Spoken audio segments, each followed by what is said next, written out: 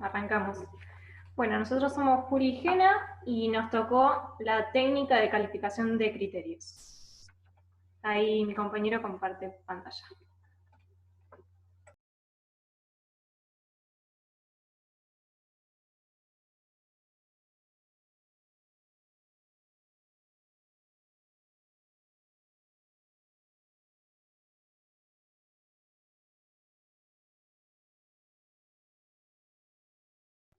Sonido de problemas técnicos.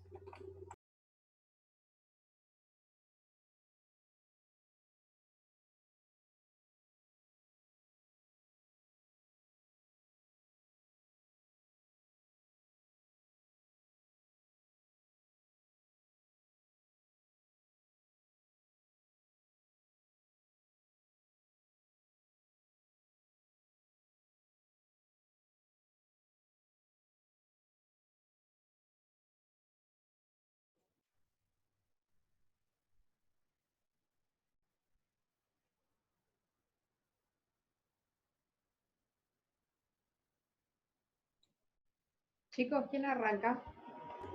¿Me escuchan o no? Gena, pero no le están dando Ahí. el micrófono. Ahora sí, a ver, Gena.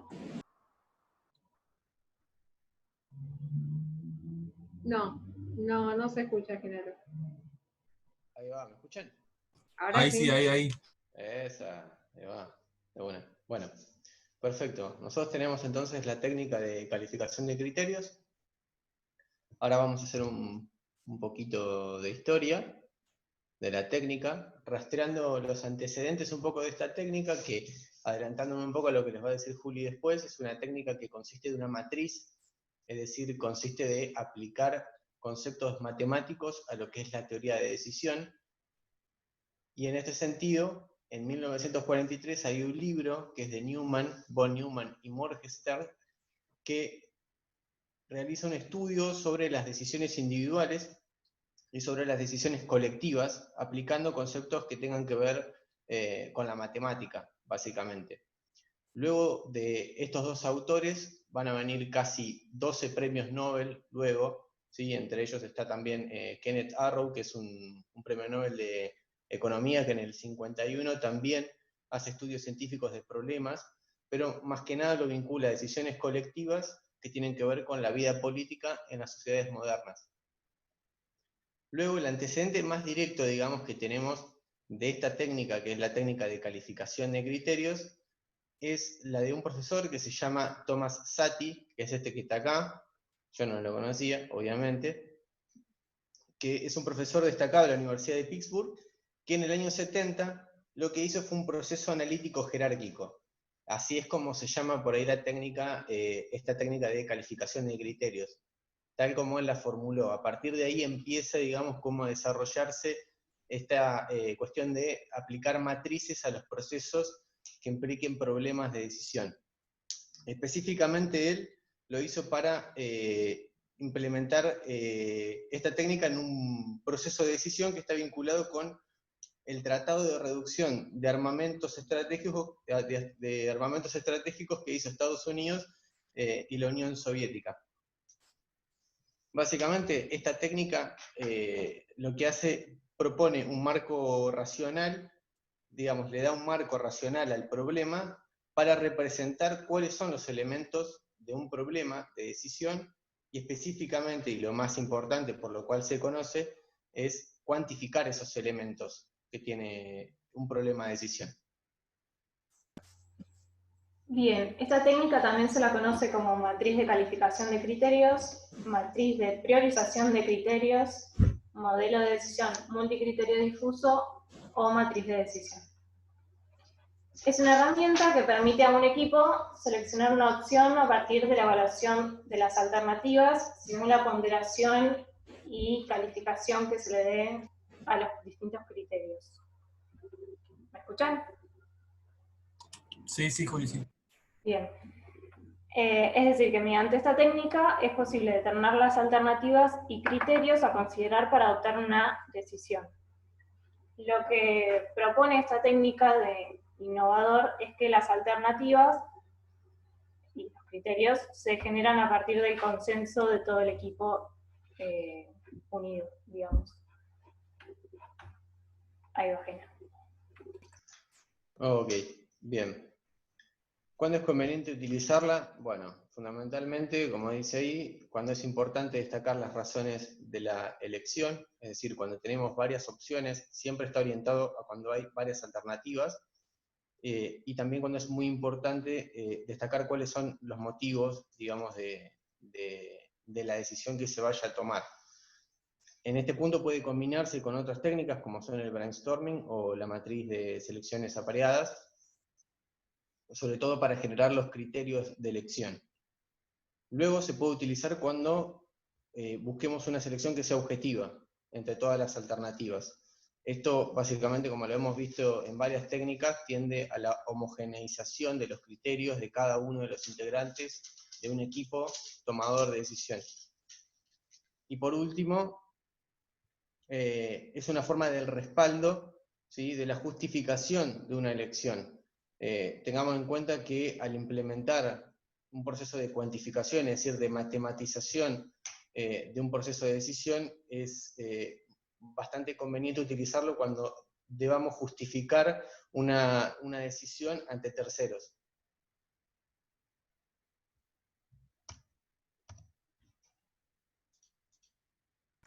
Bien, ahora vamos con las etapas. La primera etapa es iniciar la sesión. Lo más importante en esta etapa es principalmente aclarar el tiempo que va a durar la sesión. Generalmente es entre 45 a 60 minutos. Las alternativas u opciones que se van a evaluar y iniciar el formulario. En este momento se confecciona una matriz de doble entrada que luego le vamos a mostrar. Y queda en blanco por ahora. La segunda etapa es generar los criterios de decisión. Los criterios de decisión son las características más importantes de las alternativas u opciones propuestas en la etapa 1. Es decir, por ejemplo, en realidad esta técnica se utiliza para grandes decisiones, pero llevándolo a un caso absurdo, supongamos que yo la utilizo para decidir qué departamento elegir a la hora de mudarme. Los criterios a evaluar van a ser lo que yo considero importante que tiene que tener un departamento. Que tenga 2 ambientes, que tenga luz, que tenga lo que quiera. Esos son los criterios. Se generan en consenso y se pueden generar a través de otras técnicas que explicaron mis compañeros, como brainstorming o matriz de selección apareadas. También cabe destacar que los criterios tienen que ser genéricos, digamos, que se pueden aplicar a todas las alternativas por igual. Bien, la tercera etapa es determinar la importancia de cada criterio. Esta importancia va a depender de una importancia relativa, pero que va a tener que ser consensuada a través del diálogo. Todos los miembros del equipo se tienen que poner de acuerdo y ponderar cada criterio en una escala del 100%. Es decir, si yo tengo 5 criterios, y los voy a ponderar por igual, generalmente no es por igual, pero es para que entiendan la escala, cada criterio va a valer un 20%. Si no se entendió esto igual, después lo vamos a ver en el ejercicio práctico. Pero es eso, que todas las ponderaciones de todos los criterios tienen que ser equivalente a 100. Y una de las formas más efectivas de realizar esta actividad es comparar los criterios entre ellos. Por ejemplo, ¿qué es más importante para mí? ¿Que tenga luz natural o que tenga 2 ambientes? ¿Que tenga balcón o que tenga terraza? Y demás. Y la cuarta etapa es establecer una escala de calificación y calificar las alternativas. En este punto cualquier escala va a servir, porque ya no es la escala de la ponderación de los criterios, sino es una escala para las alternativas. Por ejemplo, si yo tengo un departamento en calle 9, tengo un departamento en calle 7 y tengo un departamento en calle 6, esas van a ser mis alternativas, con sus características, obviamente. Y yo voy a evaluar cada departamento en una escala, generalmente se utiliza del 1 al 10, según cada criterio. Ejemplo, si tiene luminosidad, del 1 al 10, ¿en qué grado está para mí? Si tiene 2 ambientes, del 1 al 10, y así, con cada criterio.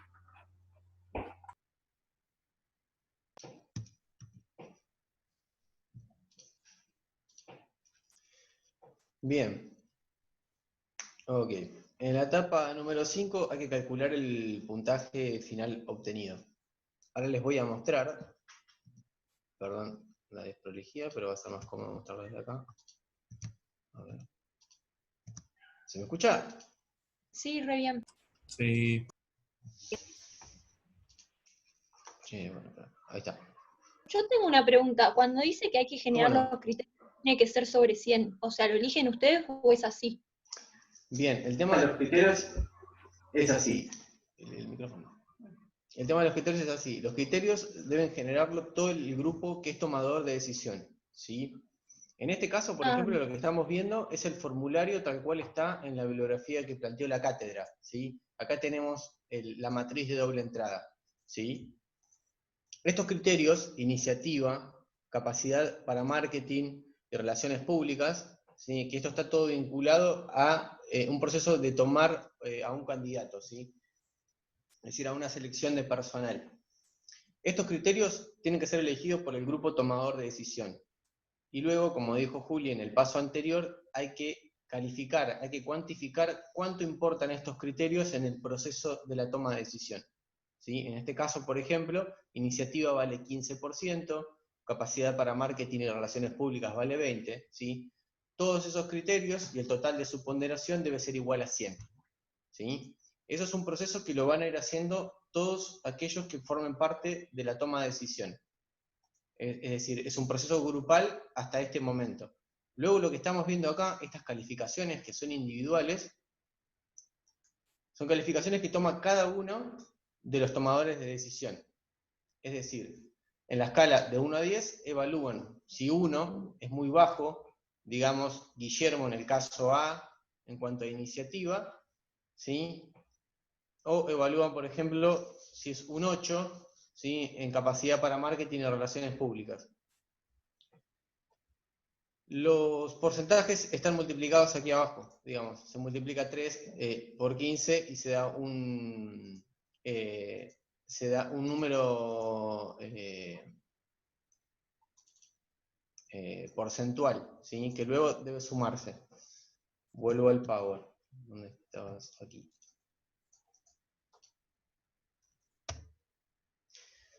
Bien, al seleccionar la mejor opción se tiene en cuenta lo que acabo de decir, ¿sí? Sumar el puntaje de todos los candidatos, ¿sí? El que tenga mayor puntaje, ¿sí? Teniendo en cuenta cada puntaje que ha puesto cada uno de los evaluadores para cada uno de los criterios ponderados con sus respectivos porcentajes, ¿sí?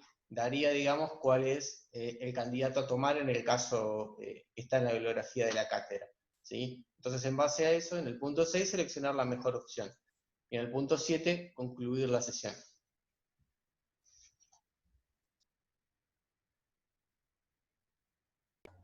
Bien, ¿se te resolvió la duda, Jimé? ¿O lo volvemos a explicar? Re bien, es muy parecido al nuestro. Estaba mirando eso. De hecho, son complementarias. La tuya era la de matriz, de apareadas. Sí, sí.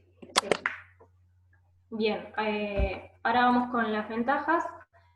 La principal ventaja es que aporta objetividad. La objetividad viene del consenso que hay que generar para definir las alternativas, los criterios y la ponderación de los mismos a partir de la importancia relativa de cada uno. El hecho de homogeneizar voces y opiniones deviene ya que es una técnica que es conveniente utilizar cuando en el grupo hay una personalidad que resalte y que sea vallazante, que no te deja exponer tus opiniones. Lo que permite la técnica es que lo puedas hacer porque en la etapa 4, algo que me olvidé decir, es que se realiza de forma individual. Es decir, nos ponemos de acuerdo en los consensos, en las ponderaciones, pero la evaluación o la calificación es individual. Y después viene una puesta en común, como explicó Gena. Y la tercera ventaja es que contempla numerosas alternativas simultáneamente porque se pueden calificar varias alternativas a la vez con los mismos criterios.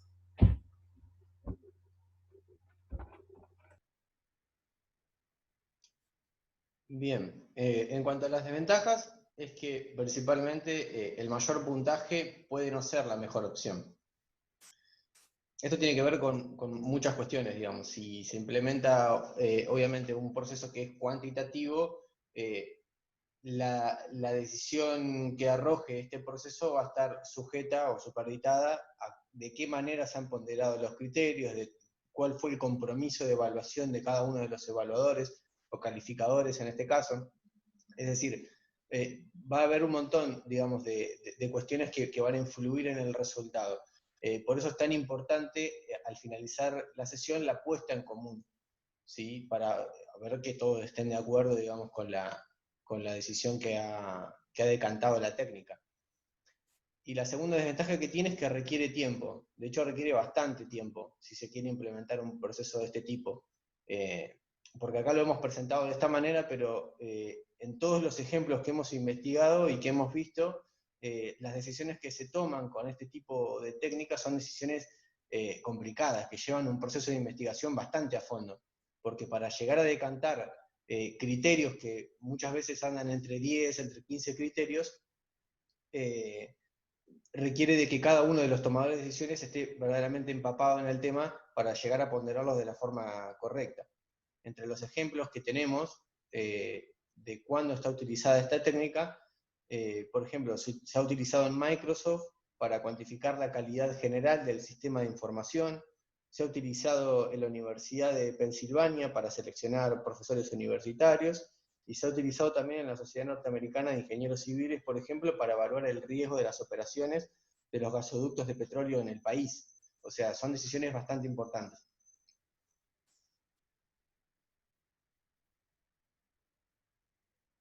Muy bien, ¿alguien tiene alguna consulta? No, todo súper claro, chicos. No, Juli, Gena. Qué aburrido, póngale un poco de emoción. Son re aburridos. Es que es bastante matemático, por eso es bastante bueno. visual, digamos, también. No, además, súper claro, yo por lo menos lo súper entendí porque es muy parecido al nuestro. Cambia el porcentaje sobre 100, pero la matriz es idéntica, así que muy bien. Genial. Disculpe, ¿con qué técnica Claro. dijeron que se complementaba? Con técnicas de brainstorming y selección de La nuestra, de selecciones matriz apareadas. de selección a paridad, la que tenían las chicas. Eso es para la generación de criterios, es decir, cuáles son los criterios con los cuáles son los criterios que se van a tener en cuenta para seleccionar las alternativas. Perfecto. Ustedes imagínense que hay, por ejemplo, después que pasó la Segunda Guerra Mundial, donde todas las organizaciones trabajaban para la guerra, y lo único que interesaba era la producción, y simultáneamente se iban dando todos los fenómenos, digamos, del pensamiento moderno de la organización, que eso vimos algo en comportamiento organizacional, y en todo lo que es recursos humanos, cómo fue evolucionando. Y vos fijate que coincide, por eso yo les pedía que hagan historia con esto. ¿Por qué? Porque más o menos casi todas son de esa época. Más o menos 10 años, ¿viste? Antes del 50, después del 50. Más o menos todas andan por ahí. ¿Por qué?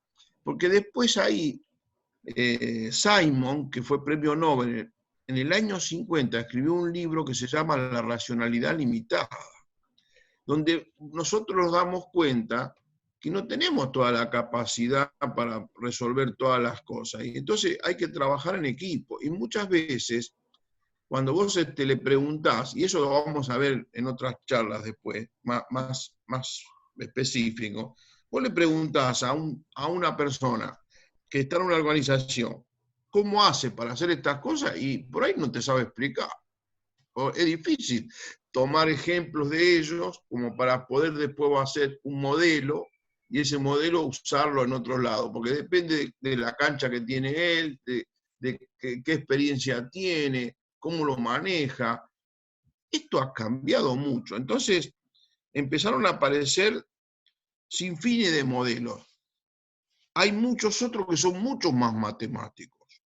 muchísimo, mucho más serio desde el punto de vista matemático. Esto emplean poquita matemática, porque imagínate que son porcentajes, suma, pero cuando vos empezás a hablar de algoritmo, del tema de los viajes a la luna, imaginate vos el nivel de precisión y cómo tenés que hacer con cada cosa para que se cumpla la trayectoria del cohete, que llegue allá.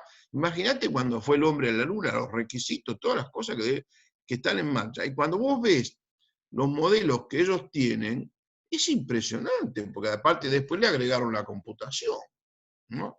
Entonces, por ahí está 3 horas la máquina funcionando para arrojarte una variable, un número de un fenómeno espacial.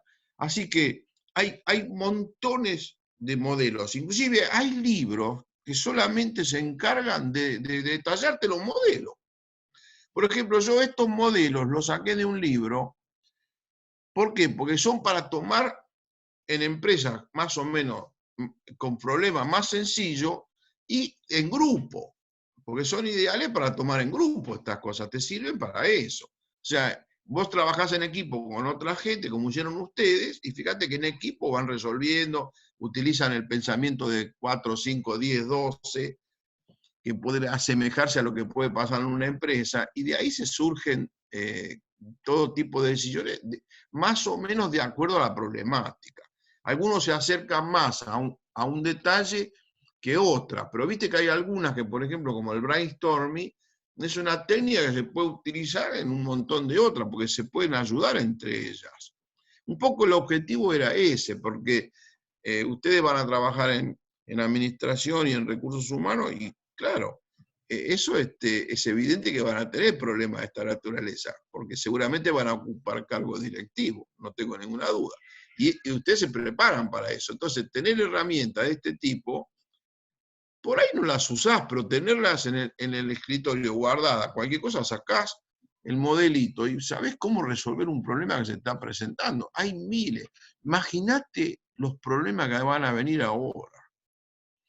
Yo creo que no nos alcanza la cabeza para imaginarnos los problemas que va a haber.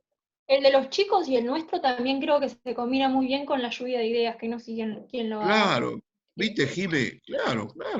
Porque ese es bárbaro, porque sirve para un montón de cosas, porque es de alta participación, y ahí no necesitas ni especialistas, nada. Inclusive a veces se recomienda que vos tengas gente del tema y alguno de otro lugar, porque el que viene de otro lugar, que no tiene ni idea, por ahí piensa cosas que el otro, vos no te animás a pensarla o a decirla porque vos conocés el tema, y no te vas a animar a decir una barbaridad.